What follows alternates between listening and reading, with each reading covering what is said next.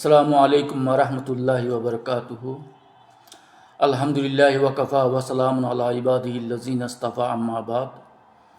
ফাআউযু বিল্লাহি মিনাশ শাইতানির রাজীম। বিসমিল্লাহির রহমানির রহিম। ওয়াহিদনা ইলা ইব্রাহিমা ওয়া ইসমাঈলা আন তাহহিরা বাইতিয়া লিত-তাইফিনা ওয়াল আকিফিনা ওয়ার রুক্কাইস সুজুদ। সুপ্রিয় উপস্থিতি, সুপ্রিয় দর্শক শ্রোতা, আশা করি আপনারা আল্লাহর রহমতে সবাই ভালো আছেন। আজ আমাদের আলোচনার বিষয় এতেকাফ। এই এতেকাফ শব্দটা যে আমরা রমজানের শেষ 10 দিন বিভিন্ন মসজিদে আমরা এতেকাফ পালন করে থাকি। এই এতেকাফ শব্দটি এটা একটি আরবি শব্দ। আকফুন মূল ধাতু থেকে, মূল শব্দ থেকে, মূল মাদ্দা থেকে নির্গত একটি শব্দ। এই এতেকাফ শব্দের অর্থ, আবিধানিক অর্থ হলো অবস্থান করা, কোনো স্থানে নিজেকে আটকে রাখা, আবদ্ধ হওয়া বা স্থির থাকা, এটাকে বলা হয় এতেকাফ। শরীয়তের পরিভাষায় সওয়াবের নিয়তে ইবাদতের উদ্দেশ্যে জামে মসজিদ বা এমন মসজিদে অবস্থান করা যেখানে 5 ওয়াক্ত নামাজ জামাতের সাথে আদায় করা হয়, সেই ধরনের মসজিদে এতেকাফ থাকা, অবস্থান করা। যদি এটা তার যদি একটি আরবি সংজ্ঞা, আরবি ডেফিনিশন আমরা দিয়ে থাকি, আরবিতে বলা হয়ে থাকে ওয়াহুয়া লাবসু ফিল মসজিদি মা'আস সাওমি ওয়া নিয়াতিল ইতিকাফি। হুয়া লাবসু ফিল মসজিদি, ইতিকাফ হলো মসজিদে অবস্থান করা, মা'আস সাওমি রোজা সহকারে, রোজা পালনকালীন সময়ে রোজাদার অবস্থায় মসজিদে অবস্থান করা নির্দিষ্ট সময়। ওয়ানিয়াতিল ইতিকাফ, এবং ইতিকাফের নিয়তে রোজা সহকারে মসজিদে অবস্থান করাকে ইতিকাফ বলা হয়ে থাকে। ইতিকাফ হলো মহান আল্লাহর দরবারে নিজেকে সঁপে দেওয়ার এক অনন্য আধ্যাত্মিক সাধনা। পার্থিব সকল কোলাহল ছেড়ে বান্দা যখন তার রবের ঘরে আশ্রয় নেয়, তখন তার এবং আল্লাহর মাঝে এক নিবিড় সম্পর্ক তৈরি হয়। এটি নবী করিম সাল্লাল্লাহু আলাইহি ওয়াসাল্লামের আজীবনের একটি সুন্নাত ছিল। আল্লাহ তাআলা পবিত্র কোরআনে ইতিকাফের প্রতি ইঙ্গিত করে বলেন, ওয়াহিদনা ইলা ইব্রাহিমা ওয়া ইসমাঈলা আন তাহহিরা বাইতিয়া লিত-তাইফিনা ওয়াল আকিফিনা ওয়ার রুক্কাইস সুজুদ। আর আমি ইব্রাহিম ও ইসমাঈল আলাইহিস ইসলামকে আদেশ করলাম, তোমরা আমার গৃহকে পবিত্র করো, তাওয়াফকারী এবং ইতিকাফকারী তথা মসজিদে অবস্থানকারী এবং রুকু সিজদাকারীদের জন্য। সূরা বাকারা আয়াত নম্বর 125। তাহলে ইতিকাফ আমরা কি উদ্দেশ্যে ইতিকাফ পালন করে থাকি? ইতিকাফের লক্ষ্য এবং উদ্দেশ্যটা কি? কেন আমরা রমজানের শেষ 10 দিন ইতিকাফ পালন করে থাকি? প্রথম আমাদের লক্ষ্য এবং উদ্দেশ্য থাকে লাইলাতুল কদরকে অনুসন্ধান করার জন্য। আল্লাহ রসুল যে বলেছেন, তোমরা রমজানের শেষ 10 দিনের বেজোর রাত্রিসমূহে লাইলাতুল কদরকে অনুসন্ধান করো, তালাশ করো। সেই লাইলাতুল কদর অনুসন্ধানের জন্য, লাইলাতুল কদর অর্জনের জন্য, লাইলাতুল কদরের যে মহিমা পুণ্য অর্জনের জন্যই, মাহাত্ম্য অর্জনের জন্যই আমরা মূলত রমজানের শেষ 10 দিন মসজিদে অবস্থান করে থাকি। রমজানের শেষ দশকে, শেষ 10 দিনে ইতিকাফের প্রধান উদ্দেশ্য হল মহিমান্বিত কদরের রাত তালাশ করা বা অনুসন্ধান করা। তাহলে এটা একটা উদ্দেশ্য। আরেকটা উদ্দেশ্য থাকে যে আমাদের একনিষ্ঠভাবে ইবাদত করার জন্য মসজিদে বসে দুনিয়ার যাবতীয় ঝামেলা মুক্ত হয়ে একনিষ্ঠভাবে যাতে আমরা আল্লাহর ইবাদত করতে পারি, এই জন্য নির্দিষ্ট একটা সময়ের জন্য, নির্দিষ্ট দিনের জন্য আমরা মসজিদে অবস্থান করে থাকি।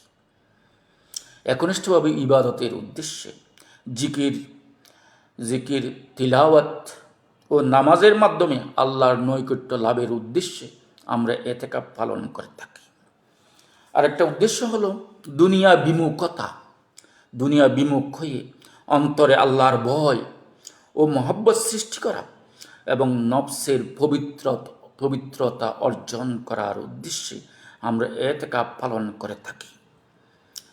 আরেকটা উদ্দেশ্য থাকে ইতিকাফের ফেরেশতাদের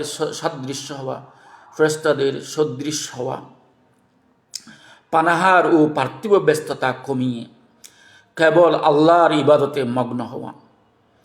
তাহলে ফেরেশতারাও যেমন পানাহার করে না, যৌনাচার করে না, এবং ফেরেশতাদের কোনো দুনিয়াবি পার্থিব ব্যস্ততা নেই, তেমনি আমরাও ফেরেশতাদের সদৃশ হওয়ার জন্য, ফেরেশতাদের মতো হওয়ার জন্যই পানাহার এবং পার্থিব ব্যস্ততা কমিয়ে কেবল আল্লাহর ইবাদতে মগ্ন হওয়ার উদ্দেশ্যে আমরা ইতিকাফ পালন করে থাকি।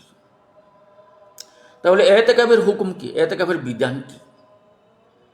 এটা কি ফরজ না ওয়াজিব না সুন্নাত না নফল? ইতিকাফের প্রকারভেদ ও সময়সীমা অনুযায়ী এর বিধান ভিন্ন ভিন্ন হয়ে থাকে। পুরো মাস ইতিকাফ থাকা। কোনো ব্যক্তি চাইলে পুরো রমজান মাস ইতিকাফ করতে পারেন।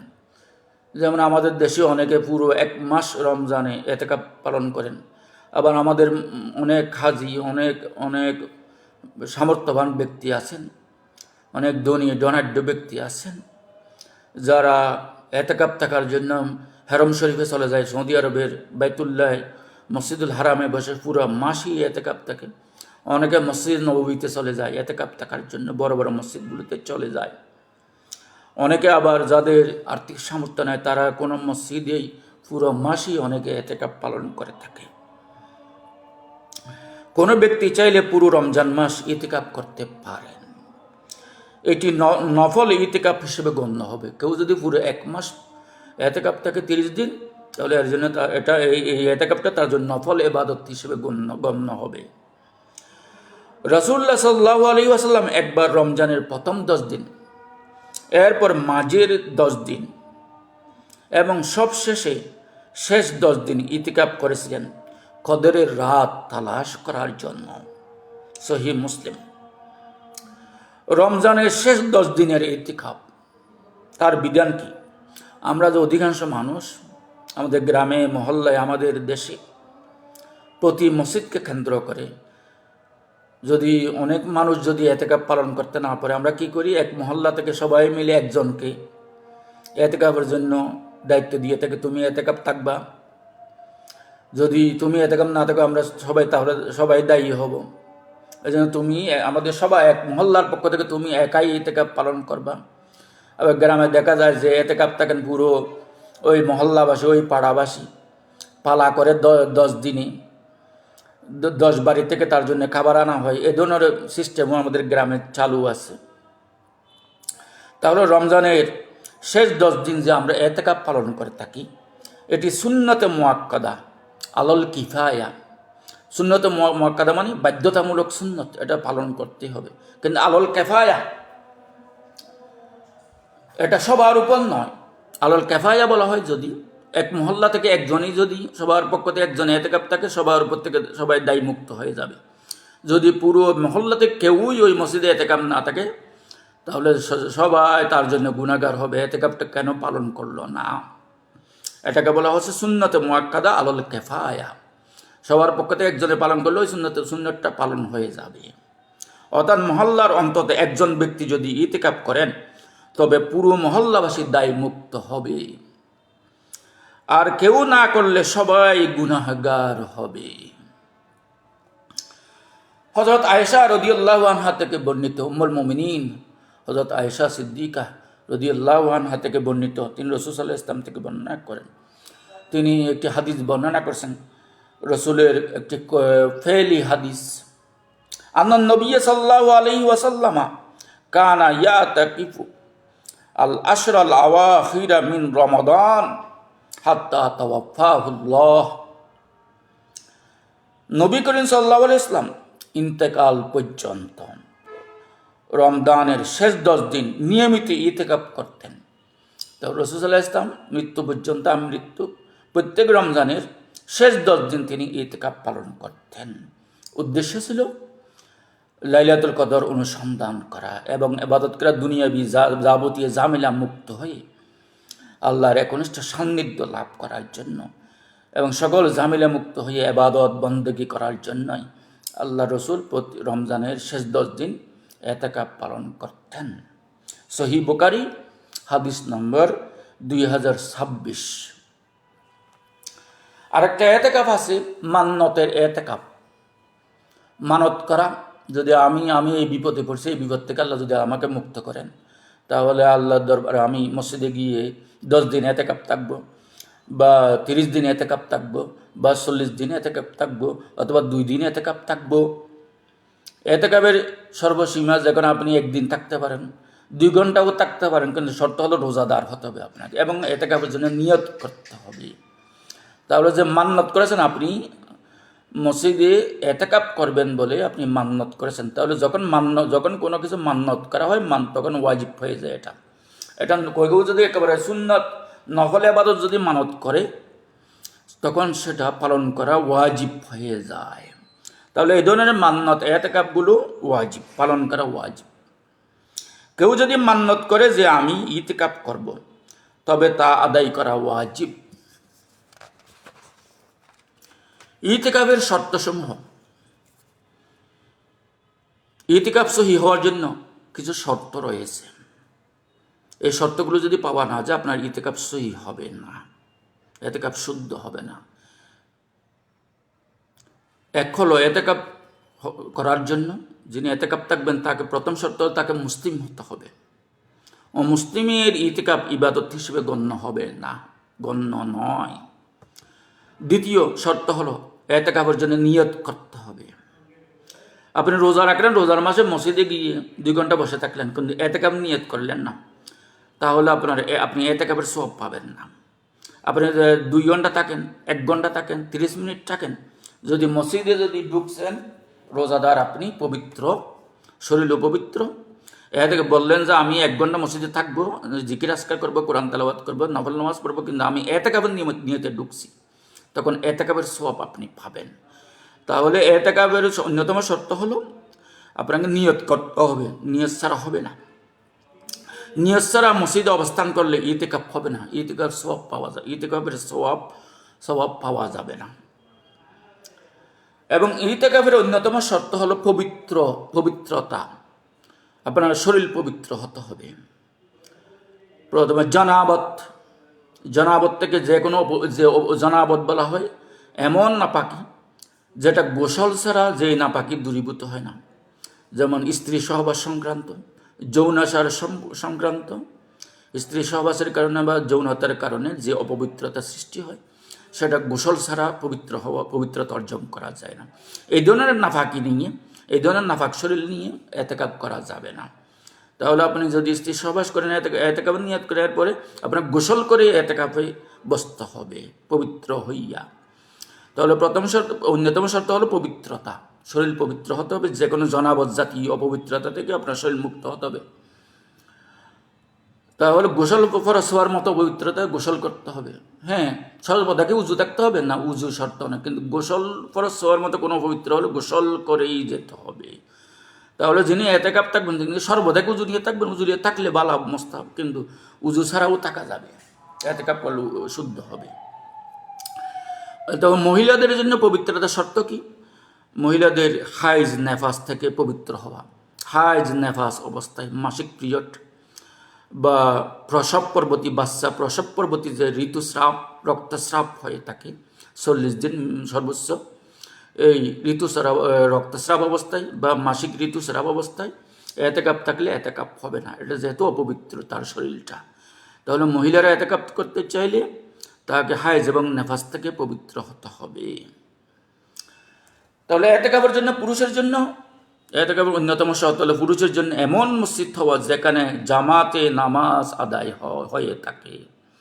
পুরুষরা এতেকাপ করবে মসজিদে, কিন্তু মসজিদটা মিনিমাম জুমার মসজিদ না হলেও যদি পঞ্জেগানা মসজিদ হয়, যেখানে 5 ওয়াক্ত নামাজ জামাত সহকারে আদায় হয়, এই ধরনের মসজিদে এতেকাপ থাকতে হবে। তাহলে জুমা কি করবেন?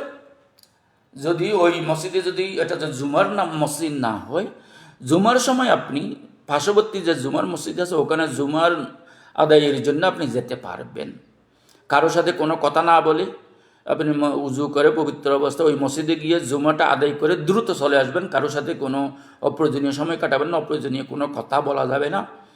আপনি জুমার নামাজটা পড়েই দ্রুত মসজিদে আবার চলে আসতে হবে। তাহলে কেউ যদি পঞ্জেগানা মসজিদে এতেকাপ বসে, তাকে শুধু শুক্রবারে জুমার দিন পার্শ্ববর্তী জুমার মসজিদে গিয়ে সে জুমার নামাজ আদায় করতে যেতে পারবে। এরপরে রোজার জন্য এতেকাপের জন্য অন্যতম শর্ত হলো রোজা রাখা। যিনি মোতাকিব এতেকাপ থাকবেন, এতেকাপ বসবেন, তাকে অবশ্যই এতেকাপ অবস্থায় রোজাদার, রোজা রাখতেই হবে, রোজা বাধ্যতামূলক। ওয়াজিবু সুন্নতে মুআক্কাদা এতেকাফের জন্য রোজা রাখা শর্ত। ওয়াজিব এতেকাপ কোনটা বললাম? যেটা মান্নতের এতেকাপ, যে এতেকাপটা আপনি মানত করেছেন আমি এতদিন এতেকাপ থাকবো, যখন মান্নত করেছেন এই এতেকাপ আপনার জন্য ওয়াজিব হয়ে গেছে। তাহলে সুন্নতে মুআক্কাদা এতেকাপ কোনটা? যেটা আমরা রমজানের মধ্যে শেষ 10 দিনে থাকি বা পুরো এটাই শেষের 10 দিন, এটা আমাদের জন্য সুন্নত মুআক্কাদা আলুল কেফায়া। এই এতেকাপটা রমজানের শেষ 10 দিনের এতেকাপ, এটা সুন্নত মুআক্কাদা আলুল কেফায়া। তাহলে ওয়াজিব এতেকাপ বা সুন্নত মুআক্কাদা এতেকাপের জন্য রোজা রাখা শর্ত। ফতোয়ায়ে শামিতে এই কথাটা উল্লেখিত হয়েছে। এরপর ইতিকাফের ফজিলত, হাদিস শরীফে ইতিকাফের অভাবনীয় ফজিলত বর্ণিত হয়েছে। রাসূলুল্লাহ সাল্লাল্লাহু আলাইহি ওয়াসাল্লাম ইরশাদ করেছেন, মান ইতাকাফা ইয়াওমান ইবতিগা ওয়াজহিল্লাহ জাআলাল্লাহু বাইনাহু ওয়া বাইনান নারি সালাসা খানাদিকা কুল্লু খানদাকিন আবআদু মিম্মা বাইনাল খাফিকাইন।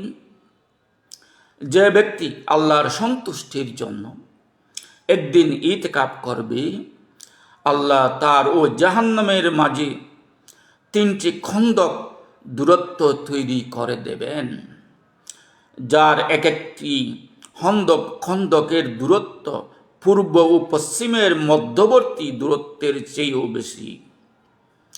তাহলে এই যে এতেকাপের ফজিলত, আল্লাহর সন্তুষ্টির জন্য যদি যে ব্যক্তি শুধুমাত্র একদিনে এতেকাপ পালন করবে, আল্লাহ তারও জাহান্নামের মাঝে 3 খন্দক দূরত্ব তৈরি করে দেবেন। অর্থাৎ সে জাহান্নামে আর যাবে না, জাহান্নাম থেকে আল্লাহ তাকে অনেক দূরে রাখবেন। তাহলে সে এবং জাহান্নামের মাঝখানে 3 খন্দক আল্লাহ দূরত্ব তৈরি করে দিবেন। 3 খন্দক, এক একটি খন্দকের দূরত্ব দুনিয়ার যে পূর্ব পশ্চিমের মধ্যবর্তী দূরত্বের চেয়ে অনেক বেশি দূরত্ব। তার মানে কি? এই লোক আর জাহান্নামে কখনো যাবে না। আল্লাহ তাকে, যে লোক এতেকাপ থাকবে, আল্লাহ তাকে জাহান্নাম থেকে অনেক দূরে রাখবেন, অর্থাৎ তাকে জান্নাত দিবেন আল্লাহ। সেই কথাটাই বোঝানো হয়েছে। এটা তবরানি এবং হাকেমে, মুস্তাদরাক হাকেমে এই হাদিসটা উল্লেখিত হয়েছে। তাহলে ইতিকাফের আরেকটা ফজিলত হলো গুনাহ মোচন, পাপ মোচন হওয়া। ইতিকাফকারী ব্যক্তি গুনাহ থেকে সুরক্ষিত থাকে এবং বাইরে অবস্থানকারী নেককার ব্যক্তির ন্যায় সওয়াব লাভ করতে থাকে। সুনান ইবনে মাজাহ। তাহলে ইতিকাফ, যে ব্যক্তি মসজিদে ইতিকাফ থাকে, সে যাবতীয় গুনাহ থেকে সর্বদা মাহফুজ থাকে, সুরক্ষিত থাকে, সংরক্ষিত থাকে এবং বাইরে অবস্থানকারী যে কোনো নেককার ব্যক্তির ন্যায় সে সর্বদা সওয়াব লাভ করতে থাকে। তাহলে ইতিকাফ অবস্থায় কি কাজ করা যাবে এবং কি কাজ করা যাবে না, ইতিকাফ অবস্থায় করণীয় ও বর্জনীয়। ইতিকাফ অবস্থায় কি কি কাজ করা যাবে, যেসব কাজ করা জায়েজ, যেসব কাজ করা অনুমোদিত। তাহলে ইতিকাফ অবস্থায় একদম মোতাকিব যে কাজগুলো করতে পারবে, করা তার জন্য বৈধ বা জায়েজ। এক, মসজিদে পানাহার ও ঘুমানো। যে মসজিদে ইতিকাফ থাকবে সে মসজিদে ঘুমাইতে পারবে, মসজিদে খাওয়া দাওয়া করতে পারবে, এটা কোনো সমস্যা নেই। সে মসজিদে ঘুমাইতে পারবে এবং মসজিদে খাওয়া দাওয়া করতে পারবে। দুই, প্রয়োজনীয় কথা বলা।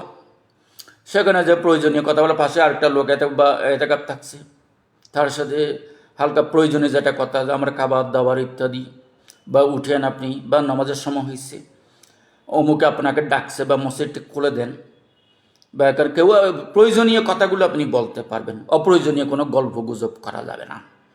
যতটুকু একজন মানুষের নিত্য প্রয়োজনীয় কথা, যে কথাগুলো না বললেই নয়, এই ধরনের প্রয়োজনীয় কথাগুলো ইতিকাফ অবস্থায় বলা যাবে, কিন্তু অপ্রয়োজনীয় গল্প গুজব করা যাবে না। পরিষ্কার পরিচ্ছন্নতার জন্য তেল সুরমা ব্যবহার করা। তাহলে আপনি শরীরকে পবিত্র রাখবেন সর্বদা। মসজিদে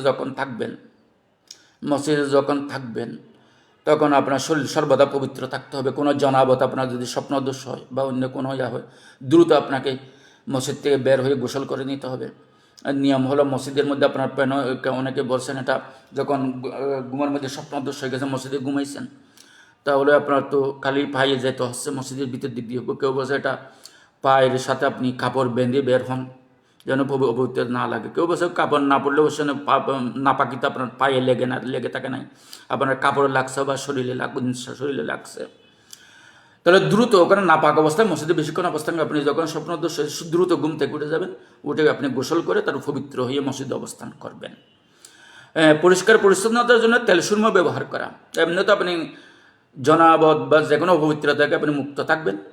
গোসল ফরজ অবস্থায় মসজিদে অবস্থান করা যাবে না, ওই রকম পবিত্রতা আপনি থাকবেন। উজু মাঝে মাঝে ছুটি হয়ে যেতে পারে, উজুবিহীন থাকতে পারবেন, কিন্তু উজু থাকাটা মুস্তাহাব সওয়াবের কাজ। সর্বদা উজু থাকা, উজু সহকারে থাকা। পাশাপাশি আপনি শরীরের মধ্যে তেল মাখা বা মাথায় চুলে তেল দেওয়া বা চোখে সুরমা ব্যবহার করা, এগুলো করা যাবে। তাহলে ইতিকাফ অবস্থায় মাথায় তেল দেওয়া, চোখে সুরমা দেওয়া, পরিষ্কার পরিচ্ছন্ন থাকা, সুগন্ধি ব্যবহার করা, আতর ব্যবহার করা, এগুলো কোনো সমস্যা নেই, এগুলো আপনি করতে পারেন। তারপরে যে কাজগুলো করা যাবে, দ্বীনি শিক্ষা বা মাসাইল আলোচনা করা। এখানে তালিম হয়, মসজিদের মধ্যে কোরআনের তালিম হয়, মাসাইলের তালিম হয়।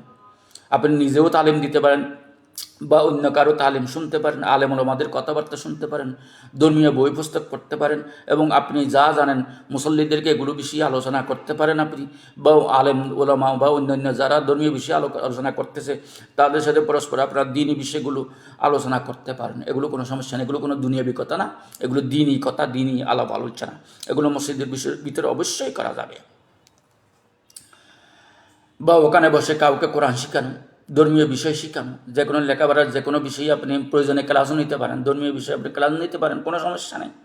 মসজিদে বসে যদি আপনি ক্লাস নেন সমস্যা আছে নেই, কারণ দ্বীনি শিক্ষা আপনি দিচ্ছেন মানুষকে। এই ধরনের আলোচনা মসজিদের ভিতরে করা যাবে। তাবলিগরা যে ওয়াজ করে, তারা তালিম দেয় মানুষকে, এগুলো অবশ্যই মসজিদের ভিতরে করা যাবে। আপনি ইতিকাফ থাকলেও করতে পারেন, ইতিকাফ ব্যবস্থা না থাকলেও মসজিদের ভিতরে দ্বীনি তালিম, তরবিয়তের এই প্রোগ্রামগুলো অবশ্যই করা যাবে। ইতিকাফ অবস্থায় যে কাজগুলো করা যাবে না, যে কাজগুলো নিষিদ্ধ বা মাকরুহ কাজ, এগুলো কি? একেবারে চুপ থাকাকে ইবাদত মনে করে মৌনতা অবলম্বন করা।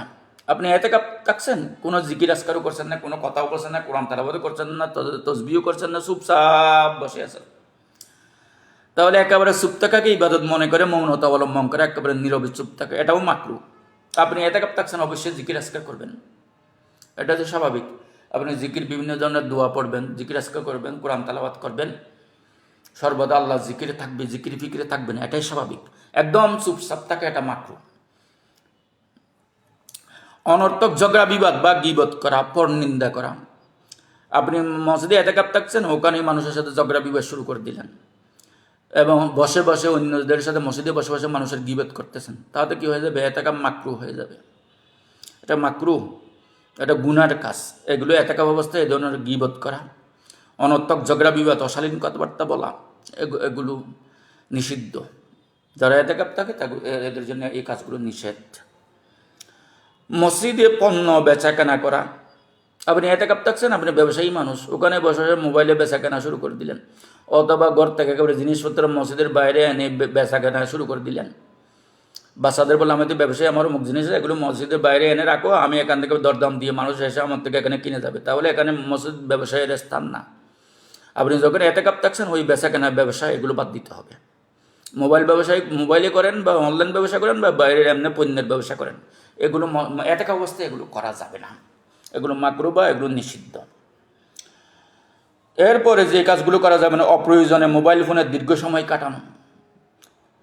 তাহলে মোবাইলে অপ্রয়োজনীয় খাজুরি আলাপ, বিভিন্ন ধরনের অপ্রয়োজনীয় কথাবার্তা মোবাইলে কথা বলা, আবার ওখানে গিয়ে সোশ্যাল মিডিয়া ব্যবহার করা, সারাক্ষণ ফেসবুক দেখে দেখে থাকা, ইউটিউব দেখা, ওখানে বিভিন্ন অশালীনিয়া দেখা। তাহলে মোবাইলে যতটুকু প্রয়োজন, আপনার মোবাইলে একটা থাকবে যোগাযোগ, ফ্যামিলি যখন আছে ফ্যামিলির প্রয়োজনীয় যোগাযোগ, প্রয়োজনীয় কথা যতটুকু না বললে নয়। ফ্যামিলির মধ্যে আপনার আত্মীয় স্বজন আছে, তারা যোগাযোগ করবে, কথা বলবে, কিন্তু অপ্রয়োজনীয় কথা যতটুকু প্রয়োজন অতটুকু বলবেন। কিন্তু আপনি ওখানে গিয়ে সোশ্যাল মিডিয়া চালাবেন, ফেসবুক চালাবেন, ফেসবুকে সব খবর দেখবেন, ওখানে গান টান অশালীন অনেক জিনিস আছে, ভালো জিনিসও এখানে মসজিদে বসে কতটুকু এটা অনুমোদিত। আপনি ওয়াজ শুনবেন সোশ্যাল মিডিয়া, এবং আরেকজনের ক্ষতি হতে পারে মসজিদের মধ্যে, আবার ওখানে ওয়াজ মাহফিলের মধ্যেও আপনি ওয়াজ দেখতেছেন ইউটিউবে বসে বসে, কিন্তু এখানে মাঝখানে বিজ্ঞাপন হিসেবে অনেক অশালীন জিনিস আসে। ওয়াজের বিজ্ঞাপনীও দেখা যায়, ওয়াজের ইয়ার মধ্যেও ইউটিউবে দেখা যায়, এখানে মাঝখানে বিজ্ঞাপন ঢুকে দিয়েছে মোবাইল কোম্পানি, ওখানে অশালীন দৃশ্য আসে। ওই জন্য সোশ্যাল মিডিয়া ব্যবহার করা যাবে না, করা ঠিকও না। তাহলে অপ্রয়োজনে মোবাইল ফোনে দীর্ঘ সময় কাটানো যাবে না এতেকাপ অবস্থায়। এতেকাপ ভঙ্গের কারণসমূহ কি কি কারণে এতেকাপ ভাঙ্গে? বিনা প্রয়োজনে মসজিদ থেকে বের হওয়া, কেউ যদি সজ্ঞানে জানাবশত বা ভুলবশত সামান্য সময়ের জন্যও শরী প্রয়োজন ব্যতীত মসজিদের সীমানার বাইরে চলে যায়, তাহলে তার এতেকাপ ভেঙে যাবে।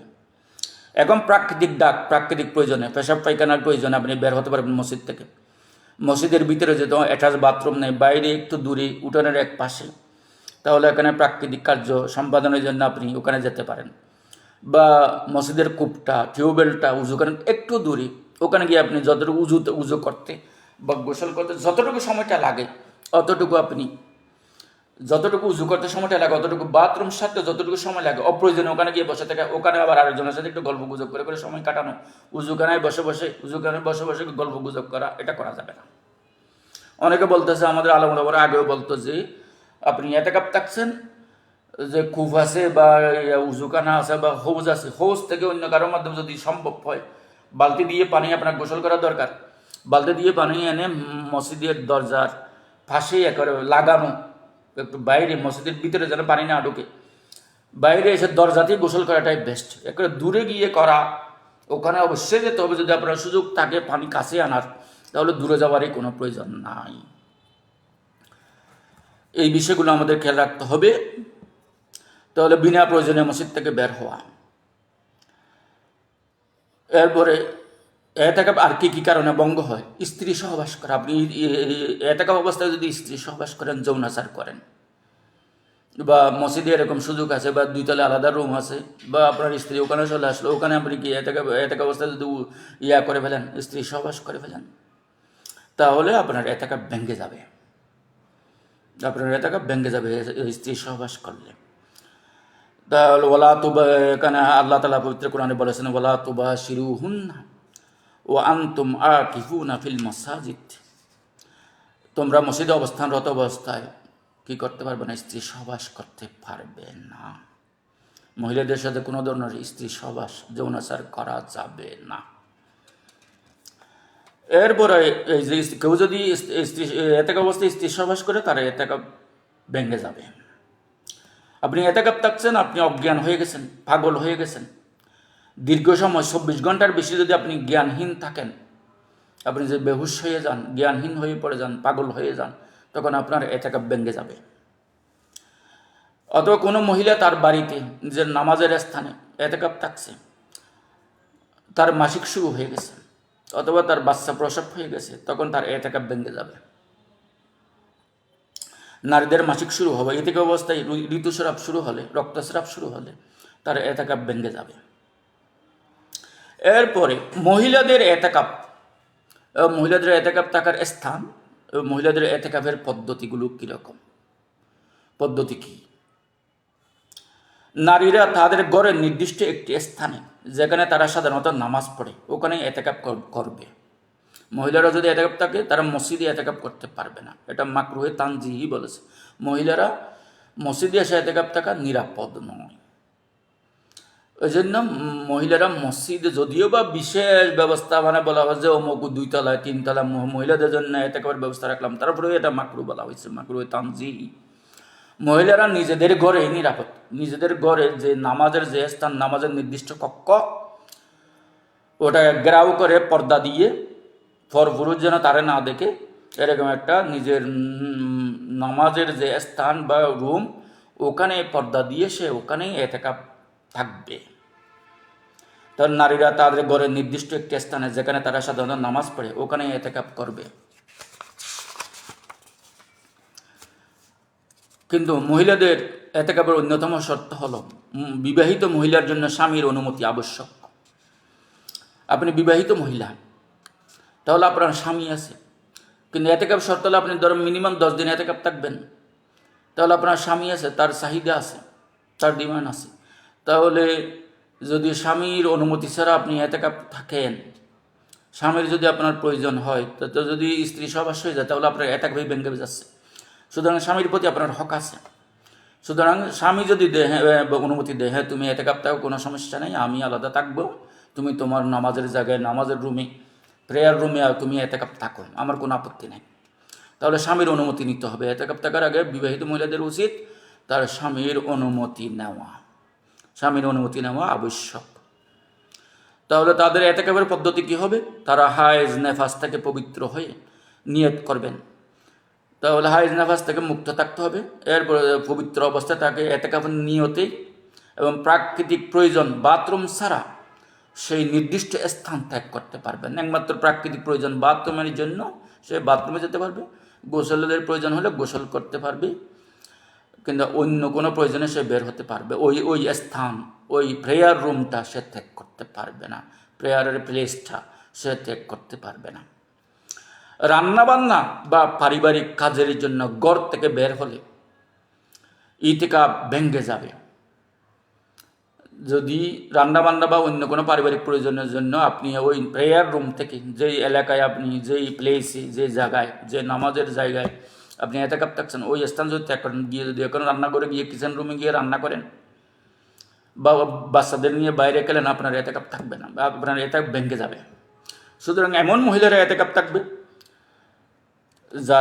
যাদের বাড়িতে তার রান্নাবান্নার বিকল্প লোক আছে, তার বাচ্চা কাচ্চাগুলো দেখাশোনা করার বিকল্প লোক আছে, বা তার স্বামী বা অন্য কেউ আছে, তার সেবা যত্ন করার অন্য লোক আছে। এই ধরনের মহিলারাই এতেকাপ করবে। এখন এতেকাপ, নিজে এতেকাপ থেকে বাচ্চা কাচ্চাদের রান্না বান্না খাওয়া দাওয়া থেকে কষ্ট দেওয়া, স্বামীকে কষ্ট দেওয়া, এই এতেকাপের দরকার নাই। এটা নফল একটা সুন্নত এতেকাপ। এর জন্য আপনি পুরো ফ্যামিলিকে, আপনি যদি এতেকাপ থেকে পুরো সব কিছু অকেজো হয়ে যাবে, পরিবারে আপনি একজনের জন্য সবাই কষ্ট পাবে। এখন আপনার বয়স হয়ে গেছে, আপনার পুত্রবধূ আছে, আপনার কন্যা আছে, হ্যাঁ, অনেক চাকর চাকরানি আছে আপনার বাড়িতে, আপনার বিশেষ কোনো প্রয়োজন নেই, বরং আপনার সেবার জন্য তারা সর্বদা প্রস্তুত। এরকম হলে আপনি এতেকাপ থাকবেন। আপনি নতুন বিবাহিত এক মহিলা, সে যদি আমি এতেকাপ থাকছি, স্বামীকে একা ফেলে রাখবে, এটা তো হয় না। এবাদত ওইটা আরও বড় এবাদত, স্বামীকে সঙ্গ দেওয়া এটা সবচেয়ে বড় এবাদত। তাহলে এরকম হয় না। তাহলে এই মহিলারা এতেকাপ থাকার জন্য এই শর্তগুলো আছে। রান্নাবান্না করতে পারবে না সে নিজে, রান্নাবান্নার জন্য বিকল্প লোক রেখে, পরিবারের সেবার জন্য বিকল্প লোক যদি থাকে, তখন আপনি এতেকাপ করতে পারবেন। এখন কোনো কারণে আপনি এতেকাপ থাকছেন, আপনার এতেকাপ কোনো কারণে ভেঙে গেল, তাহলে এতেকাপ কাজা করতে হয় কিনা? হ্যাঁ, এতেকাপ কাজা করতে হয়। যখন একটা নফল আবাদত যখন শুরু করেন আপনি, তখন নফল শুরু ওয়াজিব সবাত, নফল নামাজ যখন, নফল আবাদত যখন শুরু করছেন, তখন এটা ওয়াজিব হয়ে গেল। আপনি একটা নফল নামাজ শুরু করছেন, হঠাৎ ইচ্ছেকে ভেঙে দিলেন, অবশ্যই এটাকে আবার কাজা করা ওয়াজিব। যখন আপনি আগে শুরু করেননি তখন ওয়াজিব ছিল না, এটা নফল ছিল। যখন শুরু করলেন, ভেঙে দিলেন, এটা অবশ্যই আবার কাজা করা ওয়াজিব। তাহলে এতেকাপও কাজা করতে হয় যদি কেউ ভেঙে দেয়। যদি রমজানের শেষ দশকের সুন্নতি এতেকাপ কোনো কারণে ভেঙে যায়, আপনি 10 দিনের জন্য এতেকাপ থাকছেন, কয়েকদিন থাকছেন, এর কারণে আপনার কোনো প্রয়োজনে আপনার এতেকাপ ভেঙে গেছে, আপনি ইচ্ছাকৃত বের হয়ে গেলেন, বা অন্য কোনো কাজ করলেন, বা মহিলাদের হাইজ নেফাস শুরু হলো, বা আপনি পাগল হয়ে গেলেন, সিরিয়াস অসুস্থ হয়ে গেলেন, এতেকাপ ভেঙে গেল, তাহলে এই এতেকাপ কাজা কীভাবে হবে? এটা ছিল আপনার সুন্নত এতেকাপ রমজানের শেষ 10 দিন। তাহলে এটা কাজা করবে। কাজা করার নিয়ম হলো একদিনের কাজা, পুরো 10 দিনের এতেকাপ কাজা করতে হয় না, বরং যেদিন এতেকাপ ভেঙেছে সেই একদিনের কাজা ওয়াজিব করা, কাজা একদিনের কাজা করা ওয়াজিব। আপনি ধরেন 3 দিন থাকলেন, চতুর্থ দিনে আপনার এতেকাপ ভেঙে গেল, তাহলে ওই 3 দিন হয়ে গেল এতেকাপ। চতুর্থ দিনটা যেদিন ভেঙেছেন ওই দিন একদিনটা কাজা করবেন পরে। এটা পরবর্তী রমজান মাসেও হতে পারে, বা এই রমজানের পরে শাওয়াল মাস বা অন্য কোনো মাসে আপনি একদিন রোজা রাখলেন, এবং যেদিন আপনি একদিন এতেকাপ ভেঙেছেন ওই একদিনই মসজিদে গিয়ে রোজা অবস্থায় একদিন অবস্থান করবেন, একেবারে সূর্য ডুবা পর্যন্ত, সকাল থেকে ভোর থেকে সূর্য ডুবা পর্যন্ত একদিন এতেকাপ নিয়ে ডুববেন, যে গত বছর আমি এতেকাপ থাকছিলাম, আমার এতেকাপ ভেঙে গেছে, আমি একদিনের এতেকাপ কাজা করব। তাহলে তখন কাজা হয়ে যাবে। 10 দিনের এতেকাপ আপনার কাজা করতে হবে না, শুধু একদিন যেদিন ভাঙছেন ওটার কাজা করলে হয়ে যাবে। পুরো 10 দিনের কাজা করতে হয় না, বরং যেদিন এতেকাপ ভেঙেছে সেই একদিনের কাজা করা ওয়াজিব। রোজা সহ কাজা। ইতেকাফের কাজা করার সময় রোজা রাখা শর্ত। পরবর্তী রমজানে বা রমজানের বাইরে অন্য কোনো সময় একটি রোজা রেখে সূর্যাস্ত পর্যন্ত মসজিদে অবস্থান করতে হবে। ফতোয়ায়ে শামী 3য় খণ্ড, পৃষ্ঠা নম্বর 696। এরপর আপনি পুরুষদের জন্য বিধান হলো, কোনো পুরুষ মসজিদে এতেকাপ থাকছে, তাহলে মসজিদে সে কোথায় কোথায় অবস্থান করতে পারবে, কোথায় কোথায় বিচরণ করতে পারবে। মসজিদের সীমানা নির্ধারণ সংক্রান্ত মাসআলা, মসজিদের মূল ভবন, মসজিদের মূল নামাজের স্থান এবং যে অংশগুলো ওয়াকফ নামায় মসজিদের অন্তর্ভুক্ত, তাহলে মসজিদের যে ভবনটা হয়েছে, স্থাপনাটা হয়েছে, ওটাই মসজিদ, ওখানেই আপনি অবস্থান, এখানেই বিচরণ করতে পারবেন। আপনি মসজিদের উঠানে ওখানে যেতে পারবেন না, শুধু প্রাকৃতিক প্রয়োজনে বাথরুমে যেতে পারবেন, গোসল উজু করার জন্য উজুখানায় যেতে পারবেন, এমনি উঠানে গিয়ে আপনি ঘুরতে পারবেন না।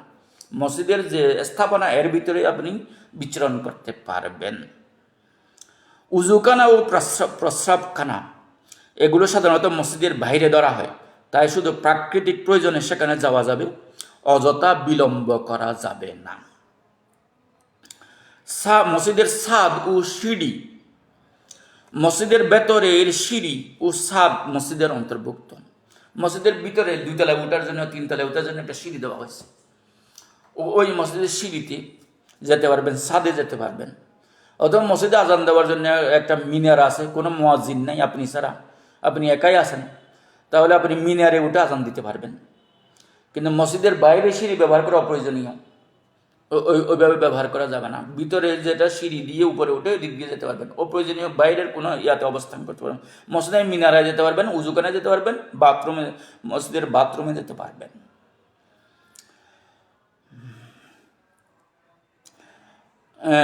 আজান ও জুমা, আজান দেওয়ার জন্য মিনারে যাওয়া এবং জুমার জন্য অন্য মসজিদে যাওয়া জায়েজ আছে। এখন আপনি যে মসজিদে থাকছেন ওই মসজিদটা জুমার মসজিদ নয়, পঞ্জেগানা, 5 ওয়াক্ত নামাজ আদায় হয়, কিন্তু জুমার নামাজ আদায় হয় না। তাহলে জুমার দিন শুক্রবারে আপনি পার্শ্ববর্তী জুমার মসজিদে শুধু জুমার নামাজ আদায়ের জন্য যেতে পারবেন। আপনি খুতবাটা শুনবেন, গিয়ে ফরজটা পড়ে আপনি চলে আসবেন, সুন্নতটা এখানে এসে করতে পারবেন। শুধু খুতবাটা শুনবেন এবং 2 রাকাত ফরজ নামাজটা জুমার এই ফরজ নামাজটা পড়ে আপনি চলে আসবেন। ও অন্য কারোর সাথে ওখানে বেশি কোনো কথাবার্তা বলা যাবে না, সোজা চলে আসবেন আপনি। যদি আপনি যেখানে এটা করছেন এটা কোন জায়গা না, এটা জুমার মসজিদ নেই, ওই জন্য পার্শ্ববর্তী জুমার মসজিদে গিয়ে জুমার নামাজটা আপনি আদায় করতে পারবেন।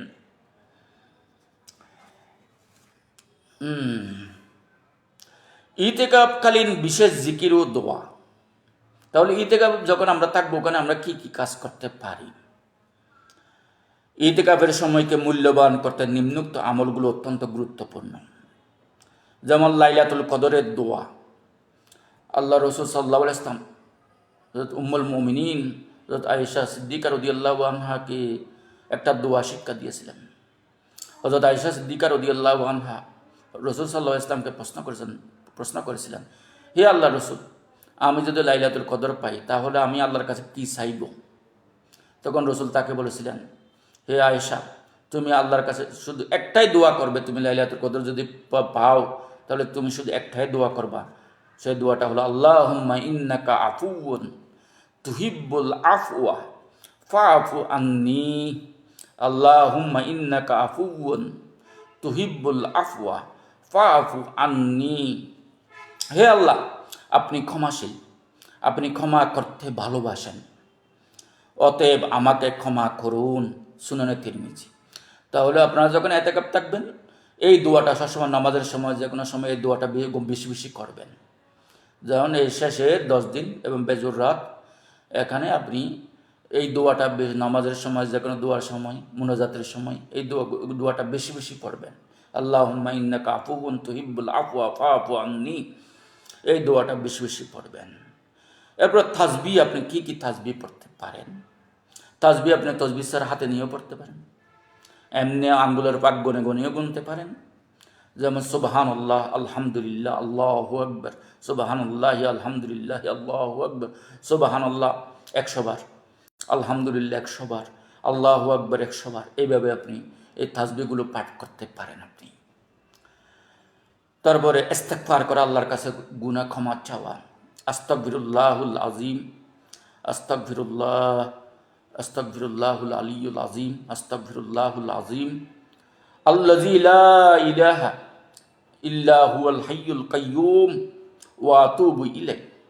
আস্তাগফিরুল্লাহুল আযীম আল্লাযী লা ইলাহা ইল্লা হুয়াল লা আস্তাগফিরুল্লাহুল আযীম আল্লাযী লা ইলাহা ইল্লা হুয়াল হাইয়ুল কাইয়্যুম আল্লাযী লা ইলাহা ইল্লা হুয়াল হাইয়ুল কাইয়্যুম ওয়া আতুবু ইলাইহি। অধিক পরিমাণে পাঠ করা আস্তাগফিরুল্লাহুল আযীম আল্লাযী লা ইলাহা ইল্লা হুয়াল হাইয়ুল কাইয়্যুম ওয়া আতুবু ইলাইহি। এই দোয়াটা অধিক পরিমাণে পাঠ করা। এবং নবীজির শানে, নবী সাল্লাল্লাহু আলাইহি ওয়াসাল্লামের শানে, নবী সাল্লাল্লাহু আলাইহি ওয়াসাল্লামের মহব্বতে বেশি বেশি দরুদ পাঠ করা। আল্লাহুম্মা সাল্লি আলা রূহি মুহাম্মাদিন ফিল আরওয়াহ ওয়া আলা জাসাদি মুহাম্মাদিন ফিল আজসাদ ওয়া আলা কবরি মুহাম্মাদিন ফিল কুবুর। আল্লাহুম্মা সাল্লি আলা সাইয়্যিদিনা মুহাম্মাদিন নবিয়্যিল উম্মি ওয়া আলা আলিহি ওয়া সাল্লিম তাসলিমা। অথবা দরুদ ইব্রাহিমী, যে কোনো দরুদ আপনি রসুলের মহব্বতে বেশি বেশি পাঠ করবেন, যা দোয়া কবুলের রসুলের উপর। মান সাল্লা আলাইয়া ওয়াহিদাতান সাল্লাল্লাহু আলাইহি ওয়া আশারা, যে ব্যক্তি আল্লাহর আমার উপর একবার দরুদ পড়বে আল্লাহ তার উপর 10 বার রহমত নাজিল করবেন। তাহলে আল্লাহর শান, আল্লাহর রসুলের শানে দোয়া কী করা, দরুদ পড়া, এটা আপনার দোয়া কবুলের অন্যতম একটি মাধ্যম। এবং এতেকাফ অবস্থায় বেশি বেশি কোরআন তেলাওয়াত করা, যদি সম্ভব হয় অর্থসহ কোরআন তেলাওয়াত করবেন। যারা অর্থসহ কোরআন অধ্যয়ন করতে পারেন না তারা ইতিকাফ এই অবস্থায় বেশি বেশি কোরআন তেলাওয়াত করবেন, কোরআন খতম করবেন, বেশি বেশি কোরআন খতম করবেন। এবং নফল নামাজ, সকল ফরজ নামাজ যেমন বেশি বেশি নফল নামাজ করবেন, বেশি বেশি তাহাজ্জুদ পড়বেন। এই বিষয়গুলো আপনারা, এই ইবাদতগুলো আপনারা করতে পারেন। ইতিকাফ হলো আধ্যাত্মিক পুনর্জন্মের এক প্রতিক্রিয়া। আমি আধ্যাত্মিকতার নতুন একটি স্তরে পৌঁছে যাচ্ছি। সকল দুনিয়াবি ব্যস্ততা ফেলে আলাদা হয়ে আমি আধ্যাত্মিক তজকিয়া নফসের জন্য আমি একাকিত্ব আল্লাহ নিবিড়ভাবে আল্লাহর সাধনা করার জন্য, আল্লাহর ইবাদত করার জন্য আমি এতেকাফ দেখেছি। তাহলে আধ্যাত্মিকতার এটা একটি পুনর্জন্মের নতুন এক জগৎ প্রক্রিয়া এটা। তাহলে আধ্যাত্মিকতা অর্জনের তাজকিয়ে নফসের জন্য এটা একটি প্রক্রিয়া। এর মাধ্যমে একজন মুমিন নিজেকে পাপ মুক্ত করে আল্লাহর প্রিয় বান্দাদের অন্তর্ভুক্ত করতে পারে নিজেকে সঠিক নিয়ম মেনে এবং পবিত্রতা বজায় রেখে। ইতিকাফ করলে এটি বান্দার জন্য ইহকালীন শান্তি ও পরকালীন মুক্তির সোপান হবে ইনশাআল্লাহ। ওয়া তৌফিক ইল্লা বিল্লাহ। আসসালামু আলাইকুম ওয়া রাহমাতুল্লাহি ওয়া বারাকাতুহু।